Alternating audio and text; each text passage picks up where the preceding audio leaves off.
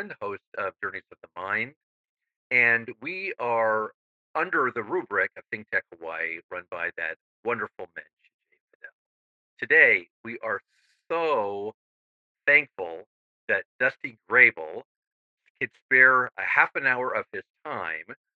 He is a restaurateur extraordinaire, and he is president of Lovers and Fighters. And we want to welcome you to Journeys of the Mind, Dusty. So welcome. Thank you for having me. So the first question, Journeys of the Mind really implies that we want to find out something about you first.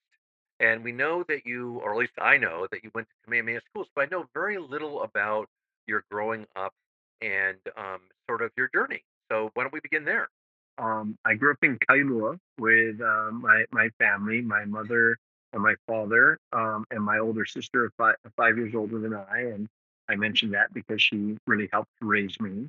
Um, and then we were lucky enough to have my father's parents move in with us when I was in about the fourth grade. So we're a three-generation household, and a lot of guidance and mentorship um, existed for me as the youngest person in that household.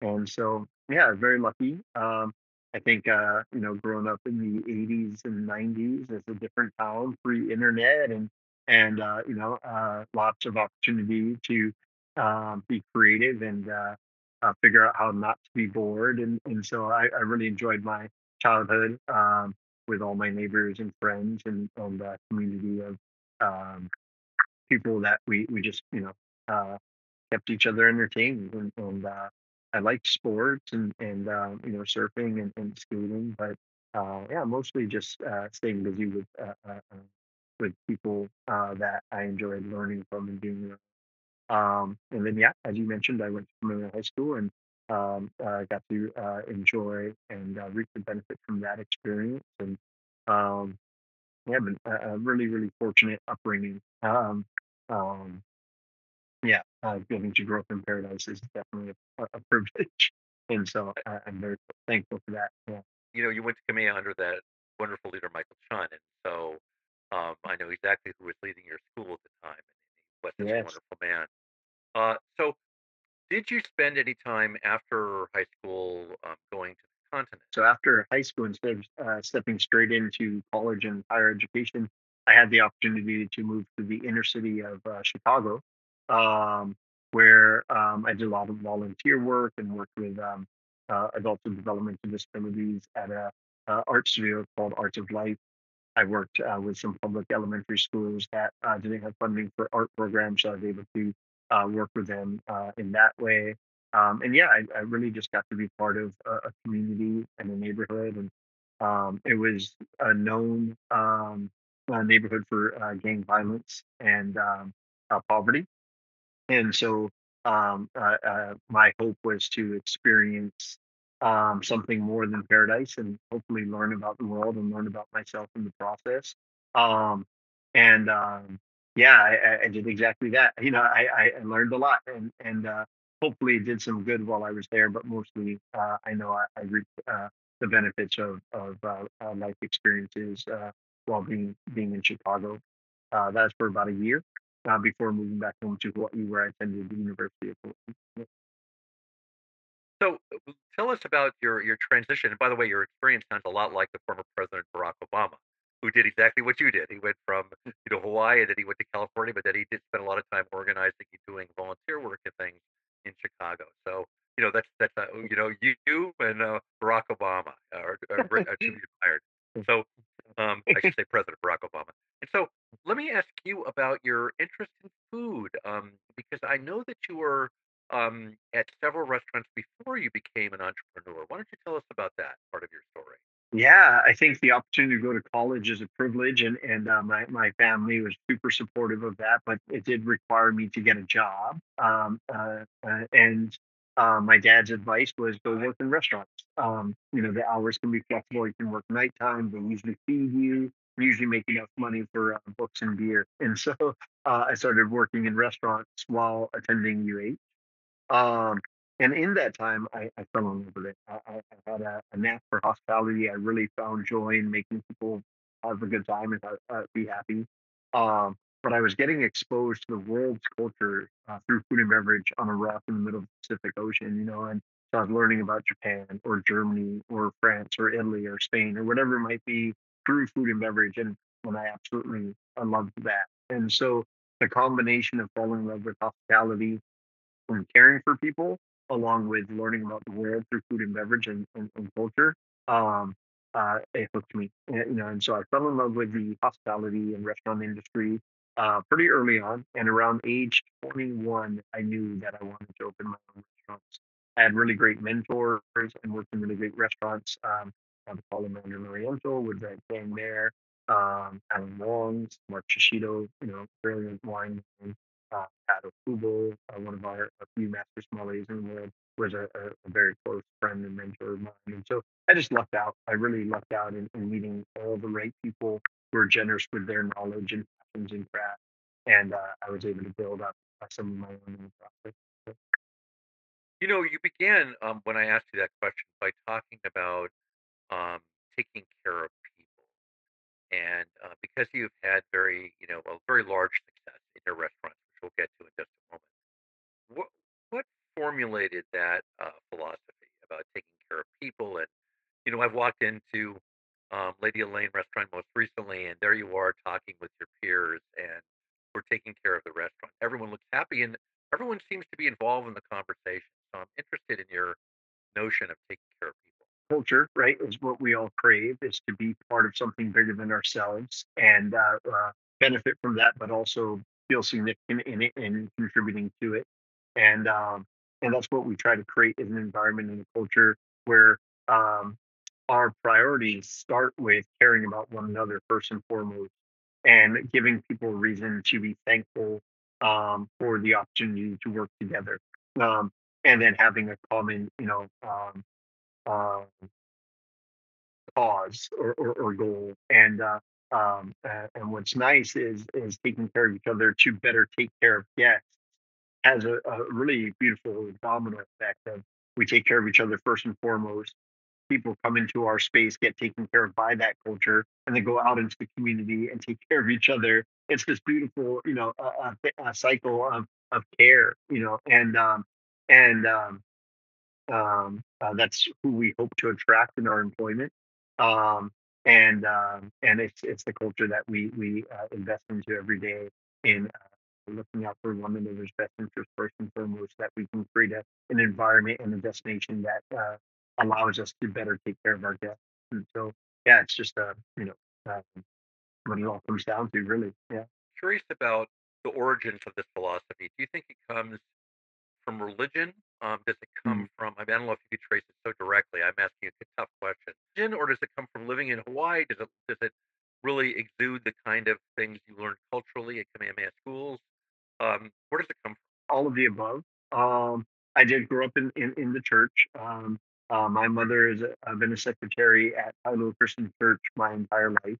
Uh, my closest friends and families that we still spend every holiday season together all met and had we're part of a congregation at Honolulu Christian Church. And I didn't just learn from my immediate family, but I learned from these other families, on what it meant to be selfless and care for more than just your own self or your own family, but rather being part of something bigger than yourself. And I think the church behaves in that way. I think there used to be a thought of the third space, right? We have work and we have our homes, and then there's this third space where you're supposed to be able to come together and share a common belief or common values. And it used to be religion and churches that provided that. Community centers can provide that, and the third space component in lives is disappearing.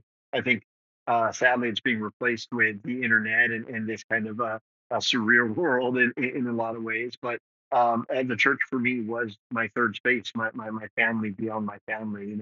I do think that community schools, of course, had its impact in culture. Um, mm, Hawaii as a whole has a different sense of, it takes a village, right? And I feel like I was raised by, more than my parents and my grandparents, but rather, the entire community. And so, yeah, I think it comes from all of these things. I think, but my guess is if I only had my mom, my dad, and my sister showing me the ropes, I'd still be in a similar spot of caring about others because they're some of the most selfless people you'll ever meet, you know, and uh, I was able to learn from them. You know, my sister is teaches second grade, you know, and has been a teacher, you know, her entire adult life, and so yeah, I just think this idea of what role do you play in the greater good, you know, is kind of um, how I was raised, I suppose. Yeah. And um, yeah, I think there's a lot of influences to that. That's a wonderful depiction, and thank you for your shout out for teachers, because that's Yes. having spent many years at Ilani and Punahou, thank you, thank you, thank you. Um, Yeah. so how did you begin your restaurants, and what were their names in, Chinatown and in Honolulu? Tell me about, your startups, um, because I Yeah. know they were very successful. I was really, really lucky. I worked at a restaurant in Kailua called Formaggio Grill. It was owned by Wes Zane and Chef Omar. And the general manager is Patrick Okubo, who I mentioned earlier. He was a mentor of mine for sure. And the chef that I got to work with there, he and I bonded in a really significant way. His name is Jesse Cruz. And he and I started dreaming about owning our own restaurants together.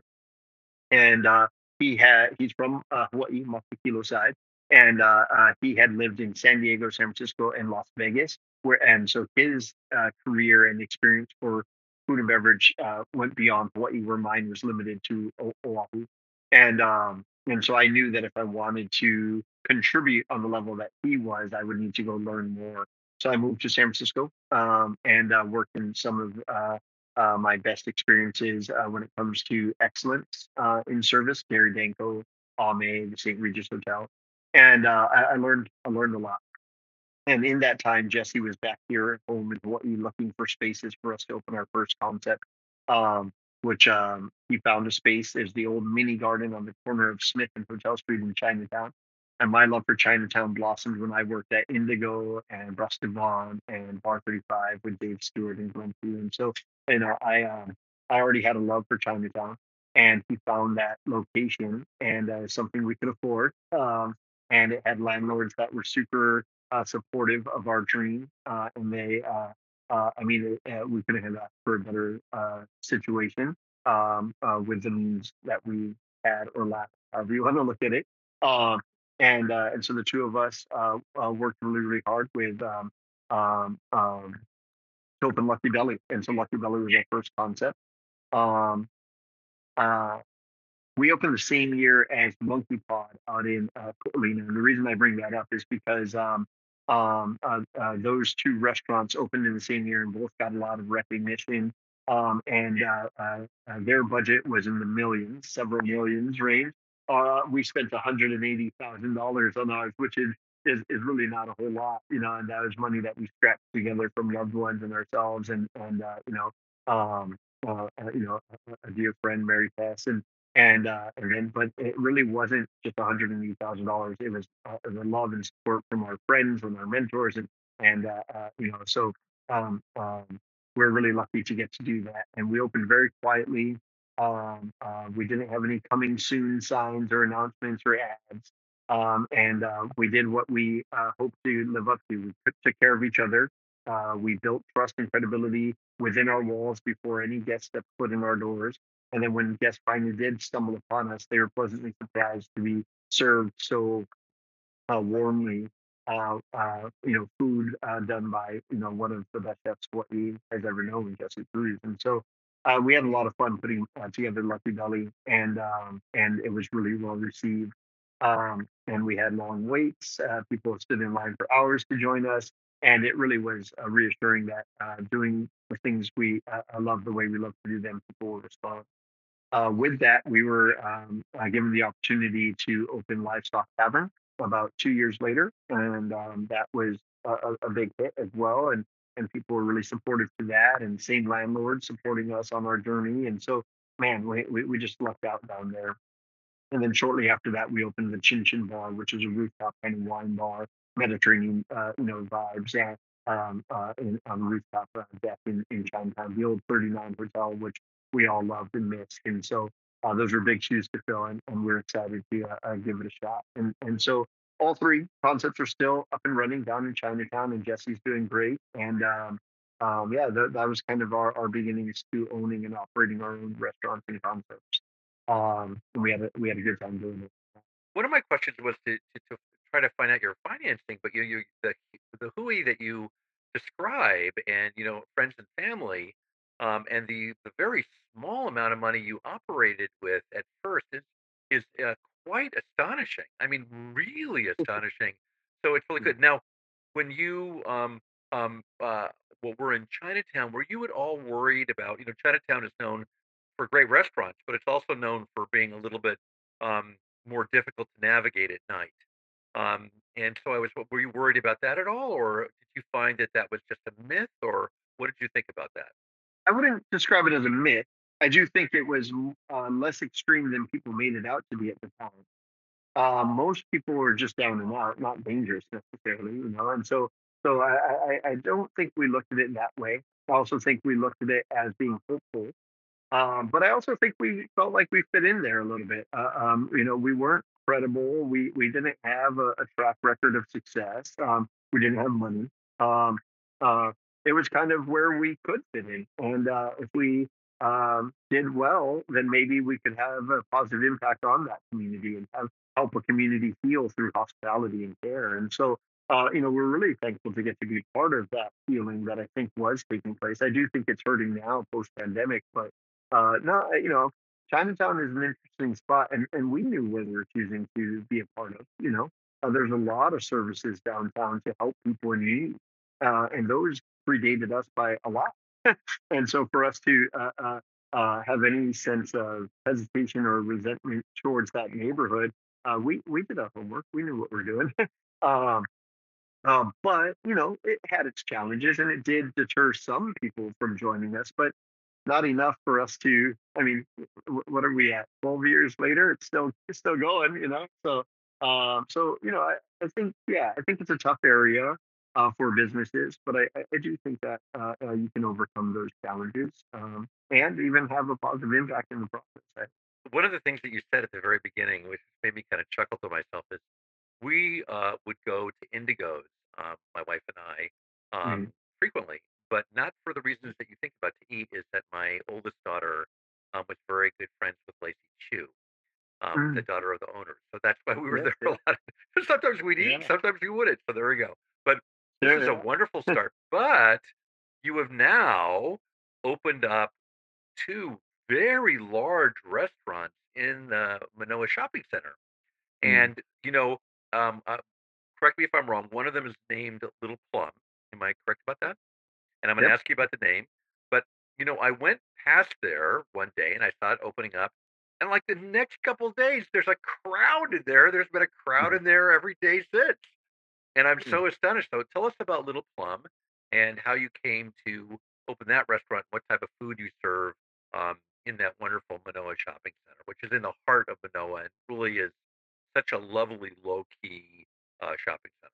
We lucked out. So a large group of us, after Jesse and I parted ways in Chinatown. My wife and I had our first daughter, and I moved on from Chinatown, and a good portion of the team came along with me, and we were able to open up multiple other concepts or help work with other groups on their restaurants. So we got hired to work for other restaurant groups, which is really really great for our experience and staying together. And so we're thankful for that.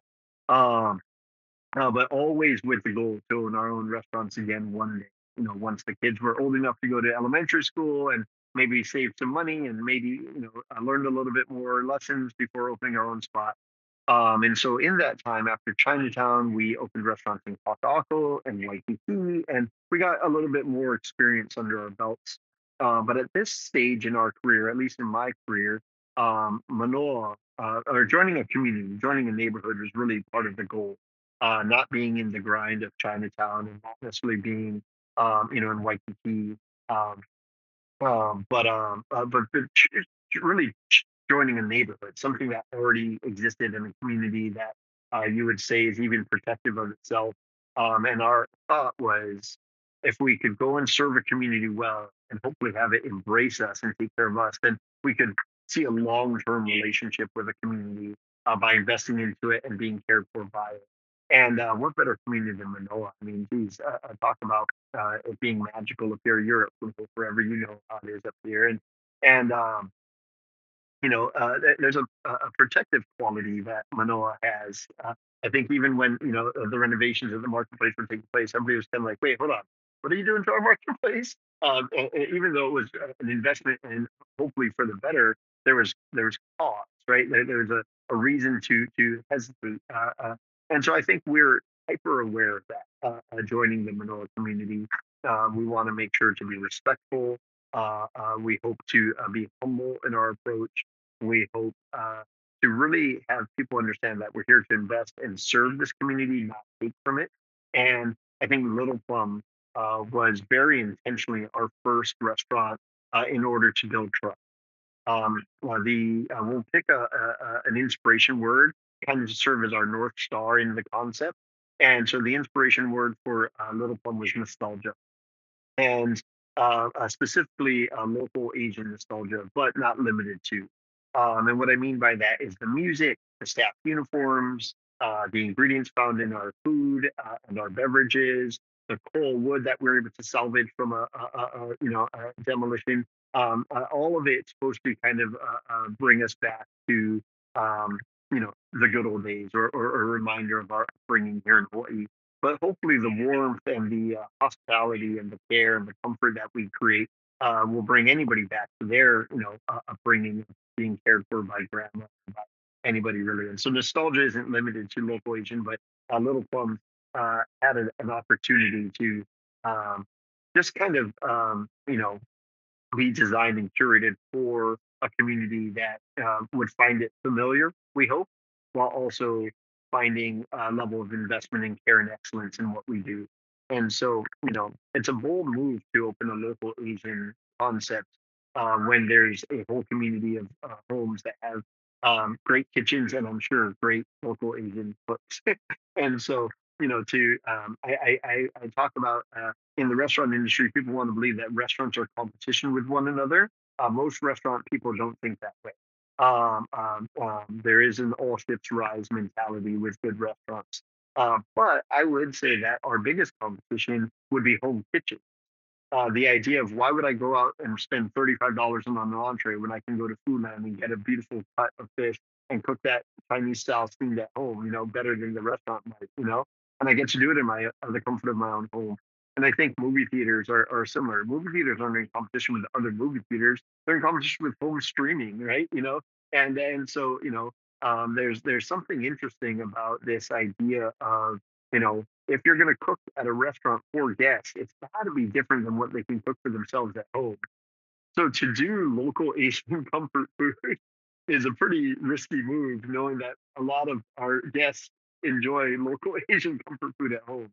So having Casey Kusaka, who's a local Asian boy from Kaneohe, be our chef, but with his experience and background going to CIA in Hyde Park, New York, and working in New York and San Francisco before coming back home to open restaurants with us, that's a huge asset because there's something about the food that is not just grandma's cooking or uncle's beef stew. There's something a little chefy about it, and I think that was important for guests to come in and feel something familiar, but also not necessarily something they could go home and cook pretty easily themselves. And so, yeah, I think Little Plum had a very intentional approach to be welcoming, comfortable, approachable, familiar, soul warming, while also being interesting enough to be worth the trip and the price. And so we're really thankful that it's being so well received. And I think a big part of dining out is hospitality and being served and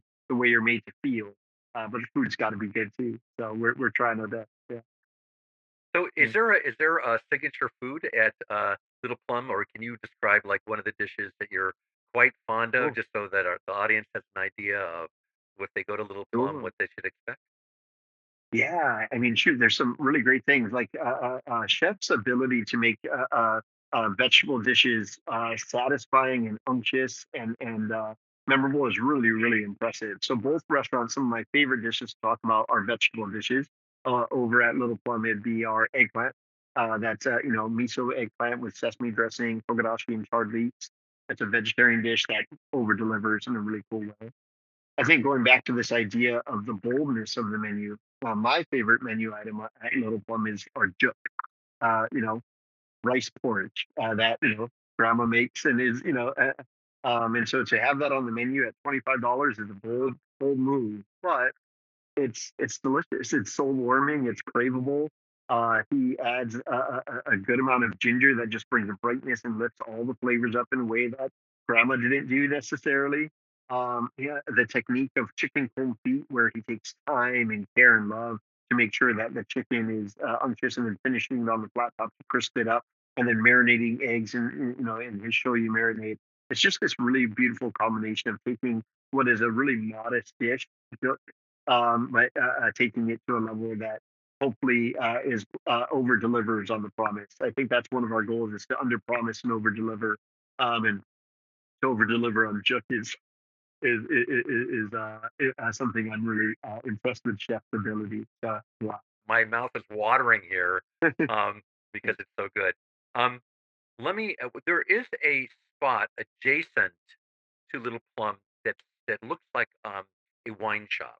Absolutely, it is a wine shop. Yep. And so the space was a 3,000 square foot old Bank of Hawaii space, and so we put up a wall between the two spaces. And Little Plum is 2,000 square feet, excuse me. And the other 1,000 square feet we dedicated to a concept called Uncle Paul's Corner Store, which is the neighborhood bottle shop. We specialize in wine. It's run by our wine director, Hayden Butler. He does an incredible job with a very curated, small selection. We'll build it more as we can afford it, but right now it's a pretty small selection of bottles of wine. He does personal shopping for people. So if there's a style of wine that you like or a specific wine that you want us to hunt down, we do that. In addition to the wine inventory, we have publications for food and beverage.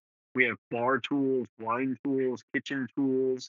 We work with a lot of local artists for gifts. We have partners like the Rice Factory who trust us with their beautiful rice to be a satellite to sell their rice to this community up here. Yeah, it's been a really fun space to get to, um, collaborate with other talented, passionate people. It just is kind of a vehicle for that, as well as the wine passion that we want to share with the community. We do tastings every Friday. There's free wine tastings starting at 5 o'clock.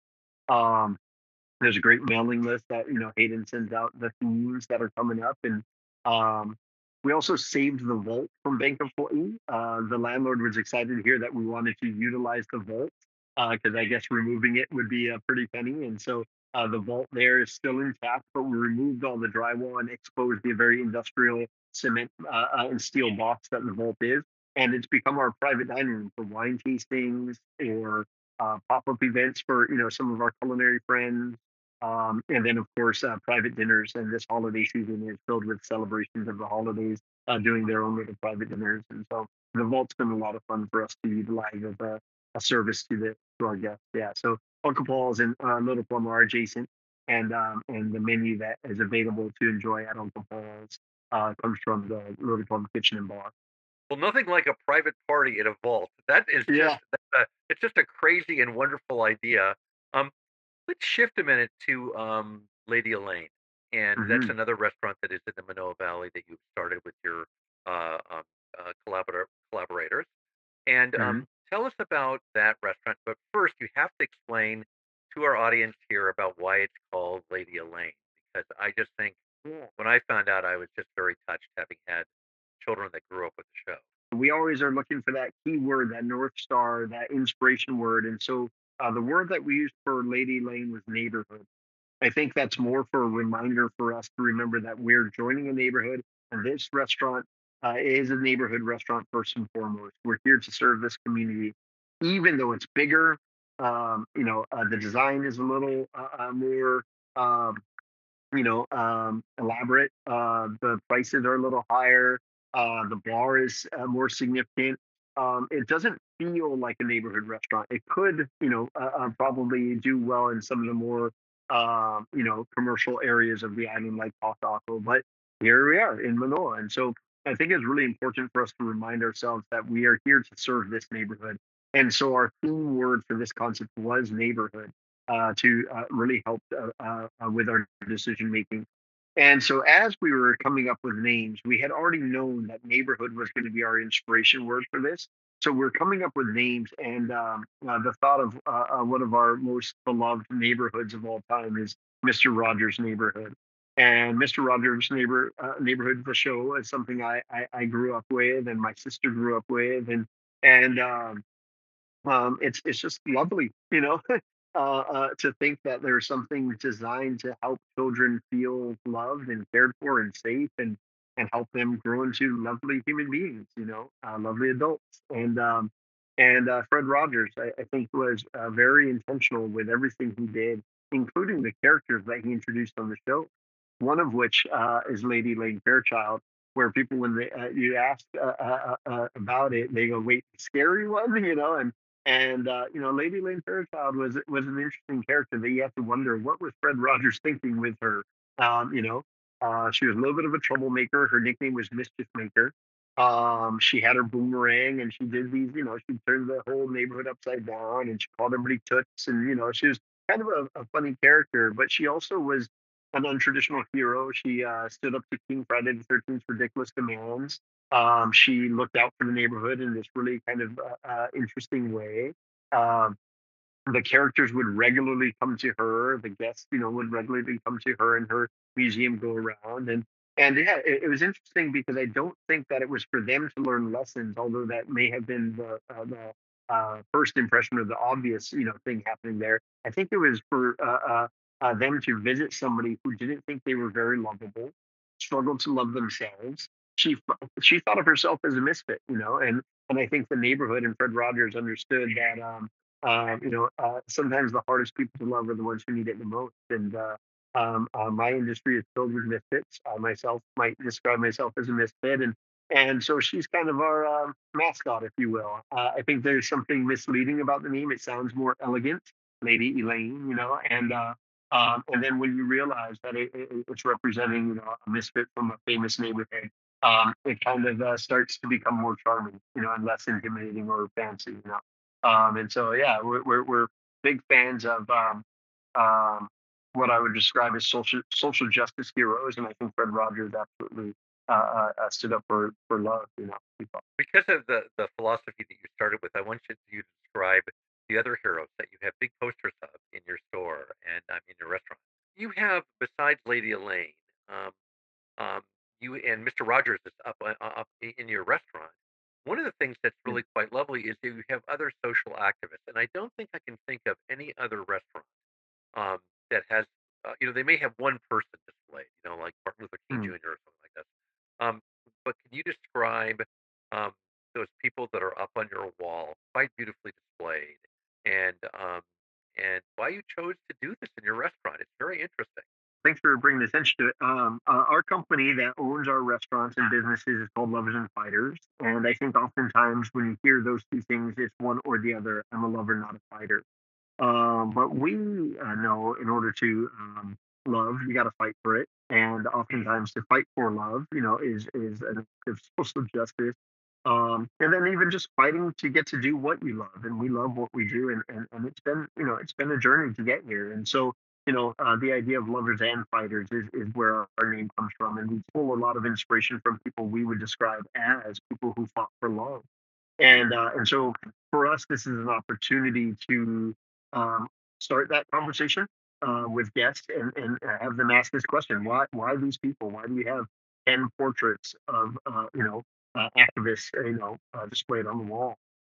And it's to bring attention to this idea that there are people out there who fight for loving one another, and being good to one another, and we're inspired by that. We certainly don't have the impact these um, heroes have, but hopefully we're inspired by them in our day-to-day actions and in our hope to serve each other and our guests. um, the 10 um, so some of the I'm not sure if I should list all 10, but some of the other people that we have featured: Queen Liliuokalani, Father Damien, Martin Luther King Jr. Um, Father Greg Boyle, I think, is an exciting one. We have yet to have somebody name all. Actually, that's not true. We had one guest name all 10 of the portraits on her first try. And Greg Boyle is often forgotten because he's not quite historic yet, but he's definitely having a historic impact. And his care and work he does in LA with Homeboy Ministries and Homeboy Industries is uh, really inspiring. And so, yeah, no, it's just people who are fighting for love. That project was more difficult than we expected to be. My sister helped me with it, and we were being cautious of slipping into political statements. And it was really hard to not be political when picking people who represent things that we believe should be universal, acts of care and behavior towards one another.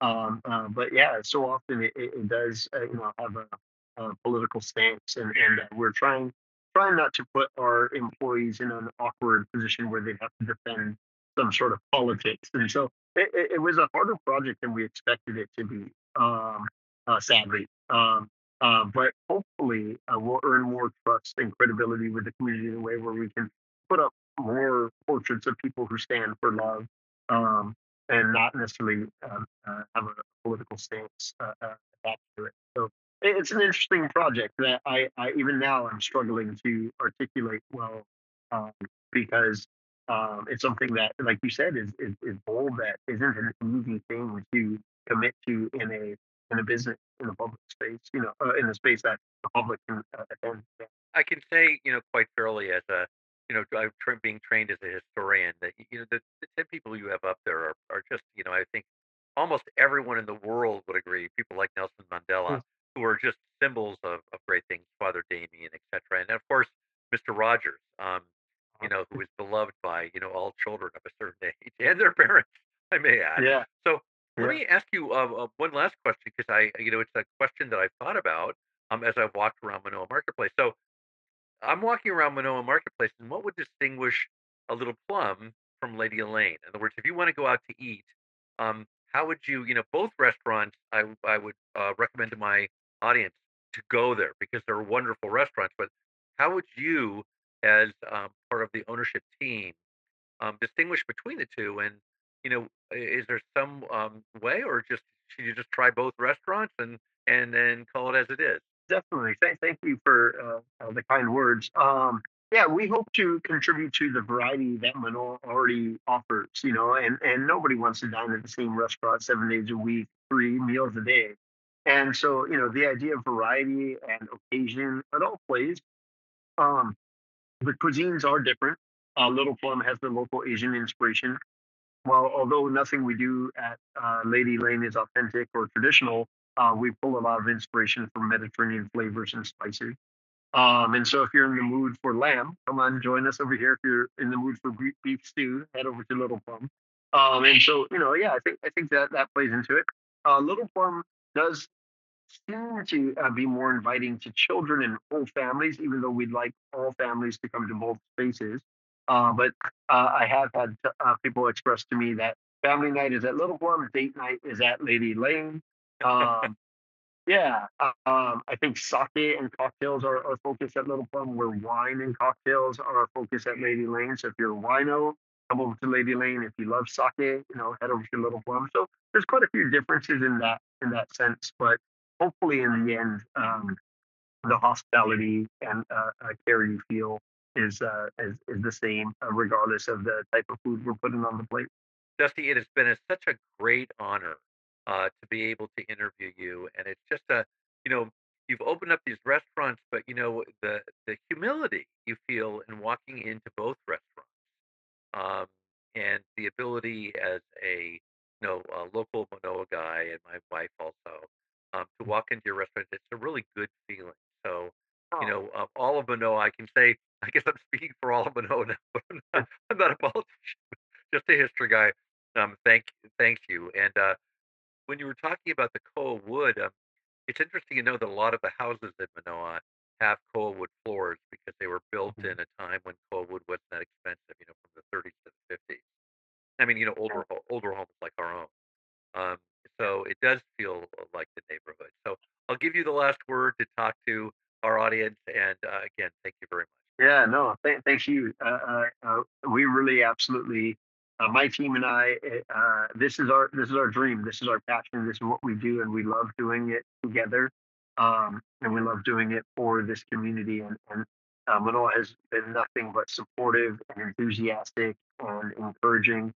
You know, and yeah, we couldn't be more grateful for the opportunity. And uh, yeah, thank you. Thank you for this chance to speak with you here. This was fun. Yeah, Dusty Grable, and I say restaurants are extraordinaire, and I use that word extraordinaire quite specifically because he is a modest man who has done well with restaurants in Hawaii and has the general population their needs in his heart. This is Carl Ackerman of Hui Ho, part of ThinkTech Hawaii, started by that wonderful mensch, Jay Fidel. thank you.